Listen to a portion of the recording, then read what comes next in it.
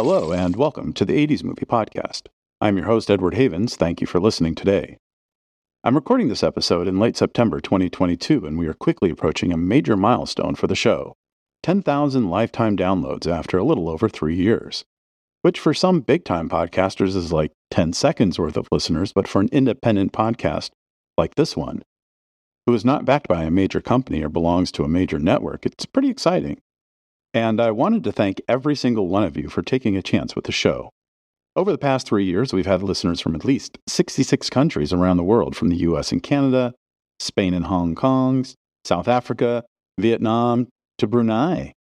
There's even been someone listening in the Ukraine, and they started listening to the show after war broke out in their country. Man, that's pretty humbling. So thank you. Thank you, thank you, thank you. Thank you for listening. Now, let's get on with the episode. On this episode, we're going to continue our look back at the 1980s career of iconoclastic British filmmaker Alex Cox. On our previous episode, we spoke about his brilliant 1986 film Sid and Nancy, and we've spoken about his classic 1984 debut Rebo Man back in 2020. So today, we're going to move on to his third feature film, Straight to Hell. Alex Cox had long been interested in Nicaraguan politics and the efforts of the Sandinistan National Liberation Front, who had overthrown the country's Somoza dictatorship in 1979 and set forth to institute national policies for literacy, healthcare, and gender equality. If you watch Repo Man or Cox's UCLA student film Edge City, both films make various references to Nicaragua and Latin American revolutions, and Cox would visit the country in 1984.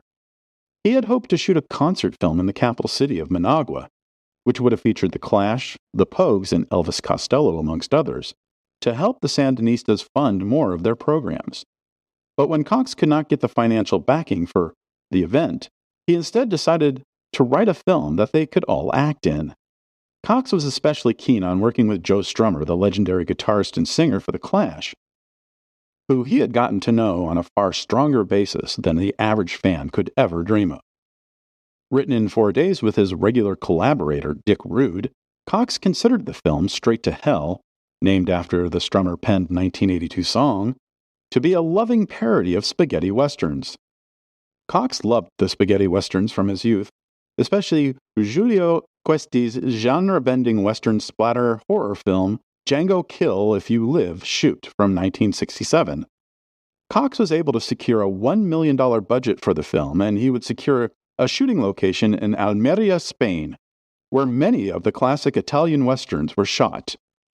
In a 2012 New York Times article written in conjunction with a week-long retrospective of spaghetti westerns playing at the Film Forum, Cox would note that he had shot Straight to Hell in the same desert as Sergio Leone had made for a few dollars more, and The Good, the Bad, and the Ugly, just down the road from a space that is now known as Leone Ranch. Cox would call in every favor he could get to get the film made. Not only would the film feature Joe Strummer, Shane MacGowan and Spider Stacy from the Pogues, and Elvis Costello, Straight to Hell would also feature a number of actors and musicians who had appeared in Sid and Nancy and or Repo Man, including Xander Berkeley, Fox Harris, Courtney Love, Cy Richardson, Xander Schloss, and Del Zamora. And when friends like Dennis Hopper, Jim Jarmusch, or Grace Jones would find their way to visit Cox on set, the filmmaker would find a way to get them into the movie too, even if just for one scene. The storyline in and of itself is a fairly simple one. 3 hitmen are in Los Angeles for a job, but when things go sideways, as they inevitably will in stories like these, they hightail it down to Mexico with the pregnant wife of one of the men, to escape the wrath of their employer, and robbing a bank along the way as a means to survive. But, as they always inevitably do in stories like these, their car breaks down on the way, and they bury the suitcase full of money and head out to find the closest town. Now remember, this is the mid-1980s. They don't have cell phones with GPS and mapping apps that tell them where they are or which way the closest town is. As night falls, they come across an Old West-like town where many of the citizens are addicted to coffee. Yes, coffee. There's a bunch of shootouts. Almost everyone dies in the end by one means or another. And only the proto-Samuel L. Jackson, Cy Richardson, comes out of it relatively unscathed. Island Pictures picked up the film for distribution and would set a June 26, 1987 opening date for the film. But as is customary for movies before they open in theaters, they must have a premiere. And why would an iconoclast filmmaker like Alex Cox do a premiere like anyone else? Instead of a red carpet in front of an old school movie palace with spotlights and paparazzi, Cox wanted to premiere the film at a drive-in, specifically the Pickwick Drive-In in Burbank, where guests were asked to dress in, and I quote directly from the invitation, post-apocalyptic fiesta garb. Everyone who attended the premiere was handed a water pistol upon entry, and while many attendees seemed to be having fun during the screening, if not specifically because of the movie, it was noted that a number of cars were observed leaving the movie while it was still unspooling on the screen. The film would open at the Cinema 1 in Midtown Manhattan and the UA Egyptian 2 on Hollywood Boulevard. The reviews for the film were brutal, and the film's opening weekend numbers would suffer, earning a decent $12,000 in New York City, but an abysmal $1,700 in Hollywood. The Egyptian would dump the film after 1 week, replacing it with Troma's Surf Nazis Must Die, while it would gross a still decent $10,000 from the New York theater. However, the Samuel Goldwyn Pavilion Cinemas on Los Angeles' West Side would pick up the film from the Egyptian, where it would gross $3,000. Still not great, but nearly double what it had grossed in Hollywood the previous weekend. Island Pictures was riding a wave of critical and commercial success, having hit with films like Down by Law, Kiss of the Spider Woman, Mona Lisa, River's Edge, She's Gotta Have It, and The Trip to Bountiful, so they could afford to give Straight to Hell some extra time to find its audience. But it never did. Outside of a handful of playdates in smaller towns like Santa Cruz, where I saw Straight to Hell during its single-week run at the Nickelodeon Theater in September of 1987, the film would be mostly gone from theaters at the end of July, having sold slightly more than $200,000 worth of tickets. One thing that definitely hurt the film was its R rating. While there is a fair amount of cartoonish blood and gore in the film, the MPAA also gave the film its rating due to its language, according to them, even though no curse words are uttered even once during the film. The word hell is only used in the title of the movie, and at one point, one character yells out, "What the heck is going on here?"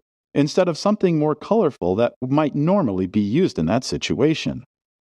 Cox wasn't available to do much publicity for the film, as he was already in Nicaragua shooting his next movie, the gleefully anachronistic 1850 set Walker, with Ed Harris as the title character, which we'll talk about on our next episode. Now, at this point in the story, the film has played itself out in theaters, and with some luck it would become a cult hit with film lovers thanks to home video, and repeated plays on cable, but that didn't happen for Straight to Hell either. And its soundtrack, packed to the gills with new and popular songs by the Pogues, Joe Strummer, and Elvis Costello, didn't take off as one might expect a soundtrack album in the 1980s with those artists would. The film was, for all intent and purpose, dead. That was until 2010. Nearly 25 years after Cox had filmed Straight to Hell, he started to think about the movie again. The rise of the DVD market was giving movies like Straight to Hell a second chance at life, and Cox was starting to notice the film was starting to be discussed more online, and he was getting offers from specialty labels to do some kind of restoration. Luckily for Cox, all of the original film materials, the negative, the sound recordings, and various ephemera, had been acquired by his alma mater, UCLA's famed film archive, so most everything was fully preserved. Cox would add nearly 5 minutes of additional footage back into the film, do some color correction on the print with the help of the film's cinematographer, the legendary Tom Richmond, and do some digital cleanup of some blood effects. The updated film, now called Straight to Hell Returns, would play at a handful of film festivals and art house theaters in the fall of 2010, before Microcinema DVD released it on home video. And while the film still hasn't become quite a cult classic, it has been discovered by a new generation of film lovers and music lovers who have a sense of nostalgia for those that have been lost along the way, like Joe Strummer, who, as it turned out, was a fairly darn good actor. I have not seen the re-edited Straight to Hell Returns, but I unabashedly love the original 1987 theatrical cut. It's silly and stupid and a boatload of fun, in large part because it's clear they're having a good time making the movie. I know many people are put off by Dick Rude's style of acting, but he's never bothered me. And nothing against Sam Jackson, I love him, man. But he straight up stole Cy Richardson's entire essence. And Alex Cox? He should have been at least as big as Jim Jarmusch, if not Quentin Tarantino. But we'll get into that more in the Walker episode. Thank you for listening. We'll talk again next week. Remember to visit this episode's page on our website, the80smoviepodcast.com, for extra materials about Straight to Hell and Alex Cox. The 80s Movie Podcast has been researched, written, narrated, and edited by Edward Havens for Idiosyncratic Entertainment. Thank you again. Good night.